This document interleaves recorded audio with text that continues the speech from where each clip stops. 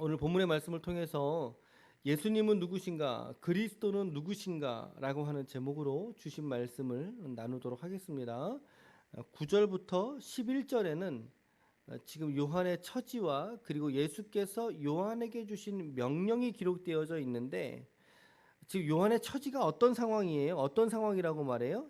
9절 하반절에 보니까 밤모라 하는 섬에 있었다. 사실 뭐 있었다는 게 본인이 여행 가서 있는 게 아니에요. 유배된 거예요. 그쪽으로 보내, 너 거기서 나오지 마 이러고 이제 보내진 건데, 왜 유배가 되었다고 말하고 있습니까? 뭐 때문에 유배되었대요? 자라 하나님의 말씀과 예수를, 그렇죠. 그러니까 결정적인 이유는 하나님의 말씀과 예수를 전하다가, 다시 말하면 복음 전하다가 그 말입니다. 복음 전하다가 갇히게 되었고 유배를 당하게 되었다. 혹시 누가 떠오르지 않으세요? 그렇죠. 예, 바울 떠오르지 않으세요? 바울도 그리스도의 복음을 전하다가 옥에 갇히죠. 또 갇혀서 매맞죠. 그러다가 죽기까지 맞죠. 쫓겨나죠. 이런 일들을 이렇게 보았을 때 지금 예수를 믿는 우리의 상황이, 저와 여러분들의 이 믿음의 상황이 얼마나 자유로운지, 얼마나 부요로운지를 우리가 깨달을 수 있어야 한다는 것입니다. 여러분, 때로는요, 믿음이라는 것은 그에게 다가온 어떤 핍박이나 고난, 그리고 연단이라고 하는 주제를 가지고 더욱더 그 신자의 믿음을 고취시키고 성장하게 되는 동기가 된다. 그러한 매개체가 될 수 있다라는 거죠. 한번 우리의 믿음 생활을 한번 점검해 보십시오. 우리는 얼마나 부유합니까? 믿음에 있어서, 신앙의 자유에 있어서 우리가 얼마나 자유롭냐는 거죠. 이 신앙을 믿는데 전혀 거리끼는 게 없죠. 오히려 안 믿어서 탈이지.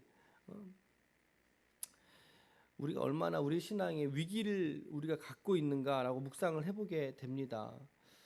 여러분, 오늘 여러분과 저의 믿음이 이러한 부유한 시대 속에서도 믿음을 잃지 않고 미혹과 유혹에 빠지지 않고 신앙의 순수성을 잘 보존해 갈 수 있는, 지켜갈 수 있는 귀한 믿음이 되시기를 축복합니다. 어떤 곳에 있든 우리의 믿음이 그러한 믿음으로 나아갔으면 좋겠어요. 그런데 그 뒤에, 요한의 뒤에서 큰 나팔 소리 같은 게 있다 그러죠. 큰 나팔 소리가 들렸습니다. 그러면서 뭐라고 말씀하세요? 에베소, 서모나, 버가모, 두아디라, 사데, 빌라델피아, 라오디게아 등의 그 당시의 현지 교회입니다. 현지의 7개의 교회에 지금의 계시, 내가 지금 너한테 이 말 전할 텐데 이 말 너가 잘 적어다가 그 교회에 보내라고 하시는 거예요. 사명을 주신다는 거죠, 여러분. 사명을. 여기서 우리가 어떤 것도 묵상할 수 있어요. 하나님의 사명은 오늘 나의 삶의 상황과 상관이 없이 부여된다는 걸 우리가 깨달아야 돼요. 내 삶이 좋을 때는 하나님이 사명 주시고, 나쁠 때에는 너 좀 그래, 좀 그래, 앉아, 너 지금 때가 아니야, 너 좀 앉아 있어라고 하지 않으시더라는 거죠. 우리의 삶의 처지와 형편과 상관없이, 좋고 나쁜과 상관없이 하나님께서는 그를 부르시고 성도를 부르시고 그를 쓰시다라는 것입니다. 어떤 분은요, 하나님의 사명이나 혹은 부르심에 있어서 또 혹은 이제 그런 설교를 하잖아요. 이제 사명에 대한 설교. 그럼 이런 말씀하시는 거죠. 목사님, 제가 아직 준비가 안 돼서, 제가 아직 준비가 덜 돼서. 그런 분들은 평생 준비를 못 합니다. 평생 결단을 못 한다는 사실이죠. 이제 제가 그런 얘기를 들으면 저는 즉각적으로 이렇게 대답을 해요. 저도 아직 준비가 안 돼서, 이렇게 말씀드리거든요. 저도 준비가 돼서 우리가 교회를 꾸리고 제가 목사가 된 건 아니라는 거죠. 언제나 준비는 미흡합니다. 항상 준비는 100%일 수가 없더라고요. 뭐 1%, 2% 모자른 게 아니라 99%가 모자른 상황에서도 하나님이 우리를 부르시더라는 거죠. 여러분들 그렇게 부르고 쓰신다라는 거죠. 여러분, 하나님의 사명은, 하나님의 일은 내 상황에 따라서 내가 받고 말고 할 것이 아니라 내게 주신 부담에 따라서 순종하느냐 순종하지 못하느냐에 따라 달려있지 내 소관이 아니라는 것입니다. 나의 준비된 여부에 따라서 하나님의 사명 주시지 않으시더라 이거예요. 오늘 여러분들에게 특별히 교회 안에서든 우리 지체들을 바라보면서 주시는 어떤 영적인 부담이 특별히 있는 지점이 있습니까? 그런 사명이나 부르심이 이 교회 속에서나 또 아니면 여러분들의 삶의 현장 속에서 여러분들의 마음에 그렇게 쏟아지는 기도 제목이 있으십니까?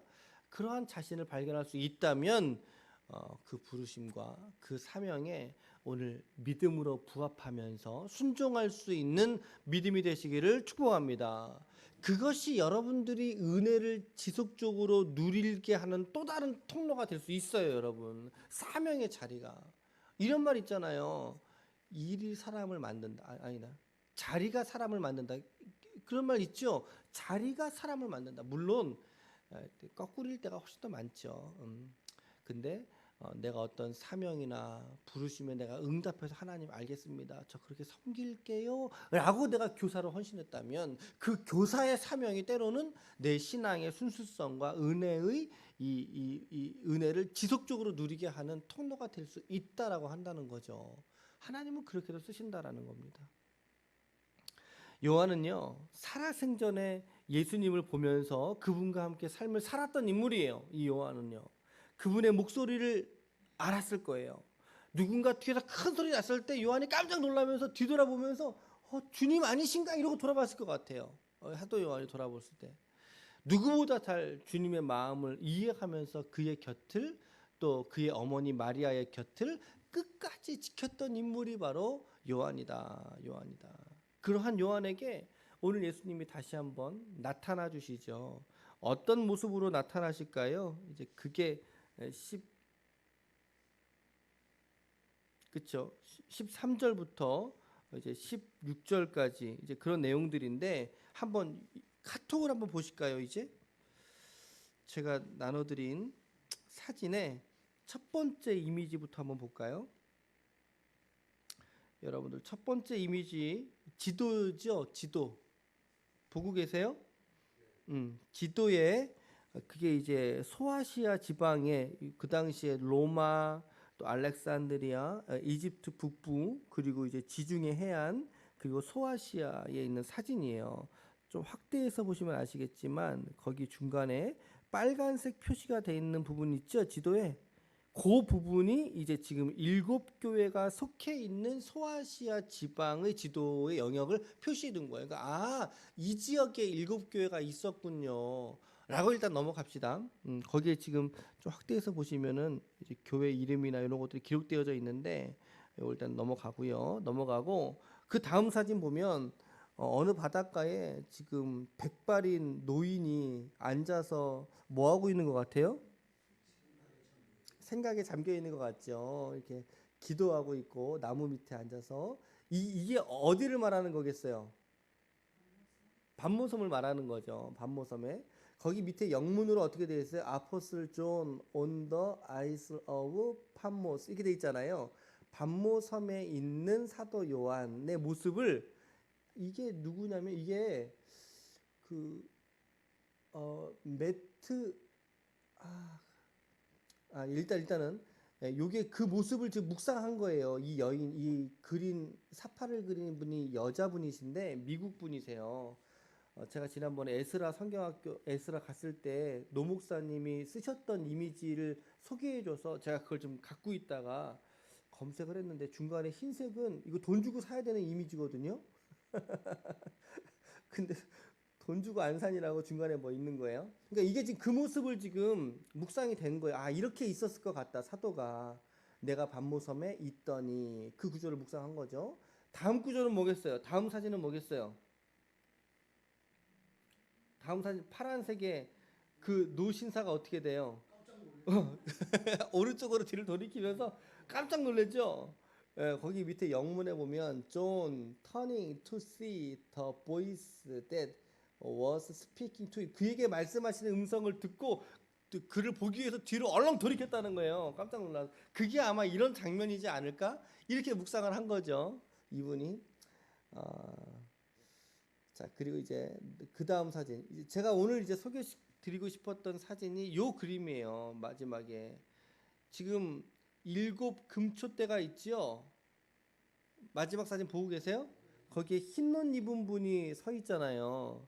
그리고 이제 가슴에 황금줄을 둘렀고 머리에 그의 머리와 털의 희기가 양털 같다 그랬잖아요. 그러니까 피부색이 지금 얼굴색이 흰색이에요. 여기 성경에 보니까 뭐라고 되어 있어요? 머리와 털의 희기가 흰 양털 같다 이렇게 되어 있잖아요. 그리고 그의 눈은 뭐 같다? 불꽃 같다. 그러니까 아마도 이 눈을 또 잘 보시면 불꽃처럼 묘사를 한 것 같고, 그리고 그의 오른손에 뭐가 있다 그랬죠? 오른손에 일곱 별이 있다. 일곱 별. 그리고 그의 입에서는 뭐가 나온다? 그의 입에선 좌우에 날선 검이 나온다. 그러니까 이거 사진을 쭉 확대해서 보시면 입에서 뭐가 나오는 이미지예요? 입에서 검이 이렇게 쭉 나오고 있는 그런 이미지죠. 그 얼굴은 해가 있어서 환하게 비치는 것 같더라. 또 그의 발은요, 15절에 그의 발은 풀무불에 단련한 빛난 주석같이, 이렇게 주석 색깔이 이제 동 색깔이니까 그 색깔처럼 빛나는 이미지. 그러니까 지금 사도 요한이 여러분들 지금 보시는 이 이미지처럼 보지 않았을까라고 하는 걸 이 사파를 그린 일러스트 저자의 묵상으로 이렇게 그림을 그려준 거예요. 그러니까 우리가 지금 이 말씀을 보면 이 말씀대로 그림을 그린 거죠. 말씀을 보시면 이 말씀대로 이 그림을 사파를 그려 놓은 거예요, 이분이. 그래서 우리가 요한계시록은 그림책이다라고 한 게 이런 의미에서 그가 그림으로 본 것을 갖다가 책으로 설명하려니까 우리가 쉽게 와닿지 않았던 부분들이 없지 않았다라고 하는 거죠. 그러니까 요 이미지는 여러분들의 이해를 돕기 위한 참고 자료입니다. 꼭 이렇게 주님을 봤다는 건 아니고 이렇게 주님을 본 것처럼 묘사했으니까 우리가 본문을 읽을 때 이런 분위기였겠구나 라고 하는 것만 여러분들 알고 계시면 되겠어요. 아시겠죠? 자, 그러면 이제 이 말씀에 보니까 뭐 그의 오른손에 일곱 별이 있다 그러잖아요. 그러니까 어떤 분은 이 일곱 별이 뭐냐 되게 다양한 의미를 막 적용하잖아요. 일곱 별이 뭐냐. 근데 성경은 성경을 해석하거든요. 여러분 20절 말씀 보세요. 20절에 네가 본 곳은 내 오른손에 있는 일곱 별을 봤다. 그리고 일곱 금촛대를 봤는데 일곱 별은 뭐를 말하고 있대요? 그렇죠. 일곱 교회의 사자래요. 사자는 뭐겠어요? 엔젤로 이제 번역을 영문에서 했는데 이 사자는 그 교회의 목회자를 말하는 교회에 보내진 사자니까 우리가 때로는 이제 주의 종을 이제 뭐 주의 사자 이렇게 표현도 한단 말이죠. 그러니까 그 교회의 목회 리더십의 최고 리더십을 가진 사람 그걸 말하는 거고 일곱 촛대는 누구를 말한다? 뭘 말한다고요? 일곱 개의 교회를 의미한다는 거죠. 본문이 의미하는 데까지만 우리가 이해하면 돼요. 근데 이거를 더 막 영적으로 해석한다고 하면서 이제 어떤 분은 여러분들이 이제 유튜브 영상 같은 거 찾아보시다 보면 이 일곱 교회를 일곱 세대로 나누어서 설명하신 것도 있어요. 근데 우리는 그렇게 받지 않아요. 그러니까 여러분들이 궁금해서 이것저것 찾아보시는 거는 도움이 될 수도 있는데 우리의 신앙이 받는 것을 가리키는 분도 있고 받지 않는 걸 가리키는 분도 있어요. 그래서 이 일곱 교회가 일곱 세대다. 이 세대주의적인 발상이기 때문에 하여튼 저희는 그렇게 안 받아요. 순복음 교단이나 또 타교단들은 그렇게 받긴 하는데 저희는 그렇게 안 받아요. 그러니까 이런 것들을 우리가 알고 이 말씀들을 보면 조금 더 건강하게 가이드라인을 준수하면서 우리가 묵상할 수 있을 것 같아요. 자, 어찌됐든 이렇게 우리가 그림을 좀 살펴보았고요. 이렇게 그리스도의 영광에 요한이 압도되니까 17절 말씀에 어떤 사람처럼 됐어요? 17절에 보니까 내가 볼 때 하나님의 그리스도의 영광을 볼 때 그의 발 앞에 넙죽 엎드러져서 죽은 자 같이 되었다. 그게 벌벌 떨고 있다는 거죠. 여기서 또 누가 떠오르지 않으세요? 그렇죠. 여전히 사도 바울이죠. 바울에게 예수님이 나타나셨을 때에도 이런 그림이지 않겠어요? 이런 분위기지 않을까요? 예수님의 영광 앞에 바울이 엎드려져서 주여 누시니까 바울이 그 바울에게 오늘 요한도 동일하게 예수님의 영광을 보니까 그 영광에 압도되어서 죽은 자를 방불할 만큼 주님 앞에 엎드리더라는 거죠. 그러면서 예수님이 당신이 누구신지에 대해서 직접 화법으로 본인의 음성으로 말씀해 주시는데 그게 17절 하반절에 두려워하지 말라 여기부터거든요. 여기부터 20절까지 같이 한번 읽어볼게요. 시작. 두려워하지 말라. 나는 처음이요 마지막이니 곧 살아있는 자라. 내가 전에 죽었었노라. 볼지어다 이제 세세토록 살아있어 사망과 음부의 열쇠를 가졌노니 그러므로 내가 본 것과 지금 있는 일과 장차 될 일을 기록하라. 네가 본 것은 내 오른손의 일곱 별의 비밀과 또 일곱 금촛대라. 일곱 별은 일곱 교회의 사자요 일곱 촛대는 일곱 교회니라. 그래서 일곱 교회에 대한 이야기들을 2장과 3장에 걸쳐서 이제 예수님이 말씀하시는 거예요. 그걸 받아 적은 거예요. 예수님이 자신에 대해서 누구라고 말씀하십니까? 나는 처음이요 마지막이다. 살아있는 자라. 예수님이 누구라고 말씀하시냐면 세 가지 정도로 정리할 수 있는데 첫째는 처음과 마지막이라고 하시죠. 이 말은 영원한 존재란 뜻입니다. 영원한 존재다. 두 번째는 전에는 죽었었지만 지금은 살아있는 자다. 죽었었다라고 말할 수 있는 사람이 있겠어요? 이 땅 가운데? 없죠. 이 말은 무슨 말일까요? 부활과 생명의 주인이 나야. 그런 의미예요. 세 번째로는 사망과 음부에 무엇을 가졌다? 열쇠를 가졌다. 이건 뭐예요? 최고 권력자라는 거예요. 최고의 주권자라는 뜻이죠. 이분이 누구시라고요, 여러분? 네, 이분이 예수 그리스도라는 거예요. 이분이 어떤 사람은 이런 구절을 묵상하면서 자기가 예수라고 말이죠. 이거는 기독론적인 이단도 아니고요. 이런 건 사이비라고 합니다. 사이비. 여러분 처음과 마지막이 주님이신 줄로 믿습니다. 죽었다가 다시 살아나신 분, 부활과 생명의 주인이 주님이신 줄로 믿습니다. 모든 인류 역사의 최고의 주권자가 바로 우리 주님이신 줄로 믿습니다. 이 주님이 오늘 말씀에 17절에 그가 오른손을 내게 얹어서 이루셨다면, 여러분 이 음성 들은 여러분과 저는 어떨까요? 이 땅에 좌절할 수 있을까요? 이 땅에서 완전한 절망을 경험할 수 있을까요? 아니라는 거죠. 우리 힘이 나잖아요. 우리가 주님 뭐라고 불러요? 주님은 우리의 맏형이다. 우리 주님이 우리의 큰형님입니다. 큰형님. 근데 그 주님이 바로 이러한 분이라는 걸 우리가 깨달을 수 있다면 우리가 어떠한 말로도 형언할 수 없는 이러한 위로와 능력과 소망을 우리가 이 말씀 속에서 발견할 수 있게 된다는 거예요, 여러분.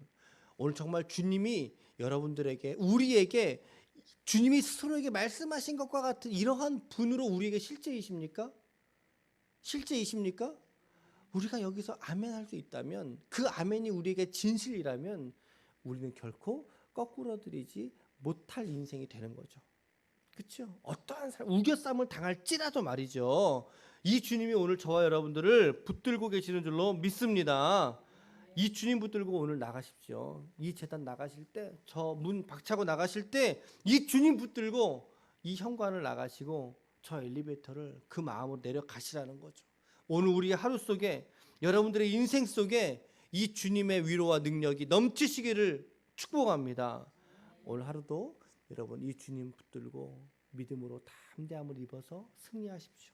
이 믿음 가지고 하나님께 영광의 존재가 되시는 우리 모든 거룩한 종들이 다 되시기를 예수님의 이름으로 간절히 축원합니다. 아멘.